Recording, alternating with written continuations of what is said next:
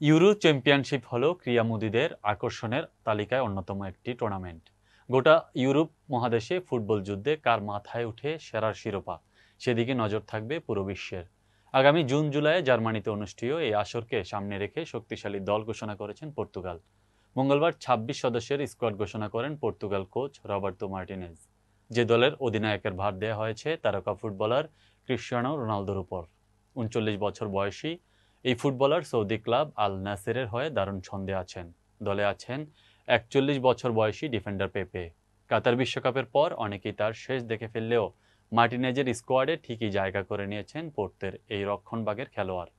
দলে ডাক পেয়েছেন চোট থেকে ফেরা মিডফিল্ডার পেদ্রো নেতো। এছাড়াও চমক হিসেবে আছেন ২১ বছর বয়সী উইঙ্গার ফার্নেস্কো কনসেইকো। মার্চে পর্তুগিজ জাতীয় দলে প্রথম ডাক পেয়েছিলেন কনসেইকোর।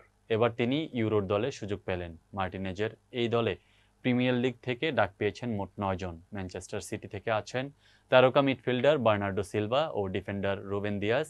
আছেন ম্যান ইউ তারকা ব্রুনো ফার্নান্দেজ ও দিয়াগো দালোত। অ্যাথলেটিকো মাদ্রিদ থেকে দারে বার্সেলোনায় খেলা ফিলিক্সও জার্মানির ফ্লাইট ধরবেন।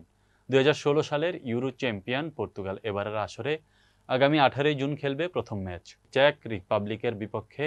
এফ গ্রুপে তাদের অন্য দুই প্রতিপক্ষ তুরস্ক ও টুর্নামেন্টটিতে প্রথমবারের মতো সুযোগ পাওয়া জর্জিয়া। আগামী ১৪ জুন থেকে শুরু হবে এই মেগা টুর্নামেন্ট।